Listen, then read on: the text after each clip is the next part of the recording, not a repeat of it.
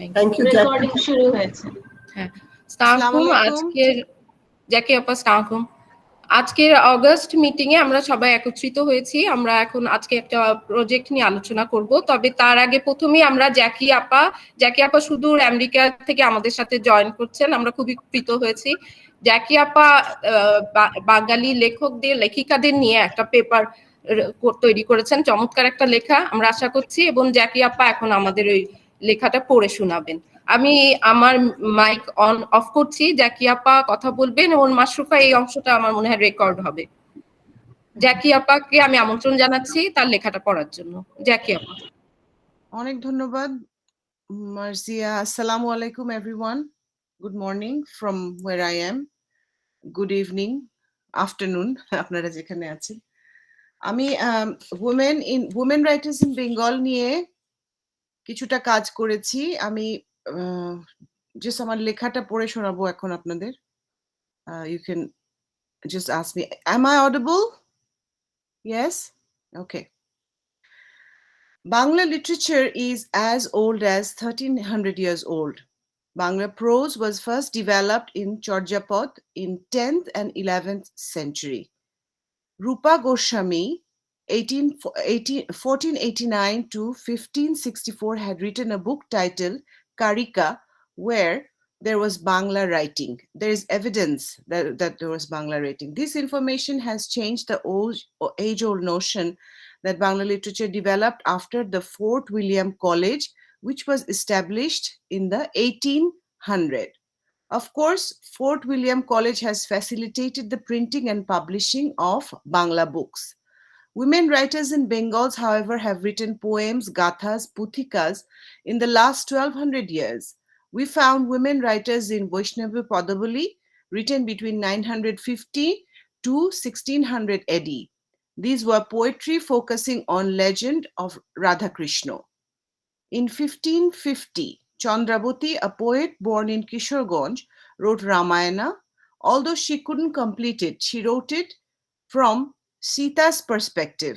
She did exactly what today's feminists ask us to do: revisit, reread canonical texts from a woman's point of view. Mamising Gitika, a compilation of women's stories in ballad forms, which were carried from generation to generation by oral tradition. Chandra Kumar De collected the ballads from Greater Mymensingh area, and Dinesh Chandra Sen got it published from Calcutta University in 1923. In these ballads, women of rural area talked about their love, pain, and sorrows in forms of poems and songs. Chandravati had written Doshu Kenaramer Pala and Dewana Bhabna in Mymensingh Gitika. A little later, Chandravati Dotto from Sylhet wrote Durgar Baromoshi. Shulochona from Netrokona composed kirtons. Women in rural areas have always composed songs on different mythological as well as everyday events. Even these are known as Meli Git, which have lived on over the centuries as oral tradition. Women sang these songs during doing exhausting works like husking rice or grinding the rice. We sometimes hear women singing during the roof making in urban areas also, though it is becoming rarer these days. Women took part in wars, and we get to know about the valiant Sakina in Mymensingh Gitika, who fought like a man till she received the divorce letter in the battlefield. That letter made her lose consciousness and she fell on the ground, hence revealing her identity. In ancient Bengal, there were women who used to go from house to house to do their work like gardening, washing, and helping the ladies with oiling their hair and beautification. The present day masseuse may be a continuation of that tradition. It is reported that in 1940s, women in Dhaka's Siddiq Bazar arranged meetings where books like Amir Hamza and Hatem Tai were read, meaning these were the book clubs kind of things, reading sessions. In the 19th century was more or less chaotic. That had clear demarcation, Moddho Khondon according to Selim al-Din. Kobial and Puthikals were from the other part of the Madhyakhondan, and the 19th century women writers were influenced by colonialism. So their writings were dealing mostly with subjects like widow marriage, going to schools, using of forks and knives, etc. The two women Puthikars, Jomirun Nessa and Rahima, whose Puthis were discovered around 50 years ago, even though they wrote them in the mid 19th century.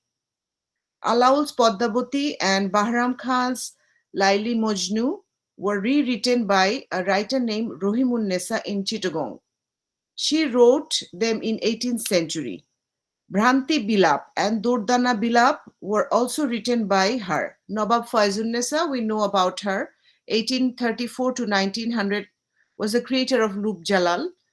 Sohifa Banu from Sylhet also wrote poems and songs during that time. She was the stepsister of Hasan Raja. We all know about Hasan Raja, the mystic philosopher and songwriter from Sunamganj, and Rabindranath Tagore mentioned his name at a lecture in Oxford. But his stepsister was only known to the village folks. Women writings were mainly of relationship between mother-in-laws and daughter-in-laws, friendship between women, deception by men was another topic that was very common among women writers. The law against Shatidaha Protha, burning the widows at the pyre along with their dead husbands, was paused in 1856. Even then, women continued to be oppressed. These events were recorded by Hindu women during that time. Ramsundari Das wrote her first autobiography in Bangla 1899, and it was titled Amar Jibon. There were many more like her at that time. In 1865, a woman named Tahirun Nessa from Boda Girls School wrote an article titled uh, Bamagoner Rachana in Bama Bodhini. Bama Bodhini was a magazine at that time, the first Muslim women writing. Englandে Bongo Mohila was written by Krishna Bhabini Das, 1868 to 1999. That was her during lifetime. There were many more writers who wrote about their lives in this period. Rokeya Shakhaut Hussain wrote her story Sultana's Dream in 1905 when she was only 25. It was written in English and depicted the utopian world ruled and inhabited by women only. She wrote another story, Oborod Bashini, in 1928 and dedicated it to her mother, who had always covered herself and was never allowed outside or in front of any male. Since Muslim girls didn't go out to schools, they almost remained illiterate. It was in those days Begum Rokeya educated herself first with the help of her brother and then her sister Karimun Nisar. Later, her husband Syed Shakhat Hussain helped her. She founded a school named Shakhat Memorial and started teaching Bangla. She declared in 1904 we could never voice our protests against the slavery. Probably the main reason for this was as soon as women wanted to speak up, she was silenced either in the name of religion or social stigmas. We accepted things when it was said religion doesn't permit this or that, quote unquote. She was not forgiven by men for making such comments, and they said, is it only way to liberate oneself by tearing off one's clothes? Quote unquote.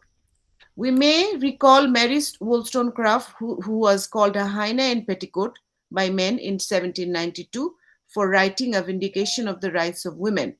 Akhtar Mohol Saida Khatun was another contemporary of Begum Rokeya. She lived till she was 28 only. But she wrote much on women's emancipation. Swarnakumari Devi of Jorashakho was a prominent writer of 19th century. She is known as the first Bengali to write a novel. Her novel's name was Deep Nirban. Hariprabha Mollik Takeda, 1890 to 1972, was married to Omen Takeda, a Japanese national, and she traveled in 1907 to Japan. And in 1912 and 13, she wrote a book titled Bongo Mohilar Japan Jatra. In 1915, it was published from London by her sister, Shanti Prabha Mollik. The division of India and Pakistan in 1947 gave rise to different kinds of literary trend. The women's magazine Begum was first published the same year. It created a platform for Bengali women writers. Later, a writers' club was formed. Sufia Kamal was a famous poet who started writing in 1930s. She became the leading poet, the national activist of Bangladesh. She was the first editor of Begum. She had worked relentlessly for the empowerment of women in Bangladesh. Some of her books are Shajher Maya, Maya Kajol, Mon O Jibon, and many more. After the 1950s, the subjects of the short stories and poems written by Bengali writers changed from love and romanticism to questioning the social values and human relationship. If we take 1952 as a pointer to our literature, then we will see that a new kind of literary tradition had emerged in the literary scene. Many new writers had already come up due to publication of Begum. Writers began questioning different rituals, taboos that existed in the society. Nurun Nahar wrote a novel called Ogni Foshol in 1949 and was published from Islamia Library in Chittagong. She studied in Brebon College. The title of her novel shows that how bold she was, since female writers had been writing about love, flowering plants, and cooking at that time. Jahanara Arju published a magazine called Sultana. It was very well known among the elites but did not run for too long. Latifa Hilali wrote a book titled Ek Akash Onek Tara. And Akimun Nasa, who was the mother of Abul Mansur Ahmed, wrote a book titled Adhunika Stri. In this book, the women were given tips for handling household matters in a better way. And it became a fashion for women to give it as a gift or gift to other newlywed women. There were a boom of experiment in the literary arena in the 60s. In East Pakistan, they were free from the influence of European writers and the writers from West Bengal. Little magazines evolved in this decade, and so many writers use that as a platform to showcase their work. Some magazines can be mentioned here are Enamul Haq's Uttoron, Shahjahan Hafiz's Shampratik, Farooq Alamgir's Pratidhwani, Abdullah Abu Said's Konthashwar, and Firdaus Sajidin's Sundaram. The relationship between women and women's reality and their writing was the main feature of women's writing in Bengal. Writers who made a mark in the 60s are Rizia Rahman, Selina Hussain, Anwara Sayyid Haq, Razia Khan, Purabi Bosu, Zubaida Gulshanara, Sadeka Saifullah, Nilu Dash, Jahanara Hakim, Dilara Hashem, Jhorna Dash Purkayasto, Hamida Hafiz, Saleha Khantun, and Suraya Khanum. Some of these writers continue to write in the next few decades. One of the writers in this era, Rabia Khatun, who had written the first novel, Madhumati, in 1963. The subject she chose was the transition of rural life to urban life. She had continued her writing for the next 50 years. There are about 50 novels written by her and numerous short stories. The 70s was full of political turmoil, mass uprising of 1969. There was a huge cyclone in 1970, leaving thousands dead in East Pakistan. The distressed people wanted to free the nation from the oppression by the West Pakistan. The War of Independence broke out. Thousands of men and women died. Women were raped, mutilated, and killed. The 70s changed the way people saw things in the previous decade, and a new era of writing fiction began. Monira Kayes, Ruby Rahman were some of the writers who wrote against the discrimination of women in Bangladesh. And after 1971, women writers produced stories to show the pain and horror of the war without any pretension. According to Rizia Rahman, the war had influenced all writers' creativity, especially those who believed in just and a free society. The war was, in fact, our main inspiration. Even though the rotten politics and weak economic condition failed to take the country forward, we had an indirect result in our literature. It moved forward with confident steps. Amidst of all the humdrum, Romana Afaz, 1926 to 2003, emerged as a new favorite writer who reigned the reading circle of Bangladesh with her adventure stories Doshu Bonohur in the 60s and early 70s. Even though her writing was not considered to be very high standard, she created a whole generation of readers. A paper titled Our Home in Britain wrote about her. It seems that she will soon become as one of the most successful novel writers in Pakistan. She may one day be known as the Agatha Christie of East Pakistan. Taslima Nasrin is undoubtedly one of the few female writers who had to go to exile, who had to go on exile for writing against the discrimination of women. She was rumored to have said things that Islam and a huge against Islam, and a huge gathering of mullahs declared her murtad in 1994. The event of declaration took place in July 1994. She fled the country for Sweden in August and wrote Nirbachito column in a vernacular daily, which became very famous, and she was both awed and criticized by many poets and writers all over the world. Her book Shodh, Lojja, Ko, Kho, Dikhondito are most of them are very controversial writings. Her well-known poem, The Female, in her well-known poem Female, she points out that men think of women's death as a good riddance or nuisance. She's a writer whose name comes up every time one discusses feminism in Bangladesh. Syed Shamsul Haq, the eminent writer, pointed out at a meeting that one cannot ignore Taslima Nasrin's poetry, that she had presented some very beautiful poems for Bangla literature. Today, women in Bangladesh write out their experiences and their oppression with so much vigor, both in paper and electronic media. But all of them owe it to Taslima Nasrin, who paved the path for today's women to write in such a manner. Jana Rahman, Nasrin Jahan, Parvin Sultana are prominent writers of the 80s. These writers experimented with many different forms. One must remember that it was a reign of autocracy. So the country witnesses an uprising of mass and influence was evident in the writing. Surrealism, magic realism, even psychoanalysis was used by writers as new forms. Nasrin Jahan claims that magic had always been present in our literature as foremost fairy tales. So magic realism was really a new step further. And she continues to write stories and novels that mesmerizes the readers. Amidst of the experimentation and revolt emerged a new group of writers in the 90s, and it was the time when the Soviet Union was demolished, along with the Cold War era ended in the West. It was really a time for globalization, and many new names were heard in the literary arena, most of whom who took newspaper as their media to write. Some very strong writers like Akimun Rahman, Aditi Falguni, Papri Rahman, Shahnaz Munni, Shahin Akhtar, Umme Muslima, Jasmine Munni, Masuda Bhatti emerged during this decade. Writers now began writing on subjects that were considered as taboos. Sex workers, myths, agony of extramarital affairs were among many other subjects. According to Ahmed Bashir, who anthologized short stories of Bangladesh after 1971, writers have presented a new life after independence. They have shown usage of local language in their writing, or dialects, we could call it, and women's presence in society, and were also showcased in their experimental work. Women have been depicted in many different ways in our literature. Sometimes she's drawn as a beautiful angel, or other times as a cunning, mischievous entity. Sometimes as a lover, and at times as a witch. Women in Bengal have always revolted against their portrayal. Women analyze that they were depicted by famous writers.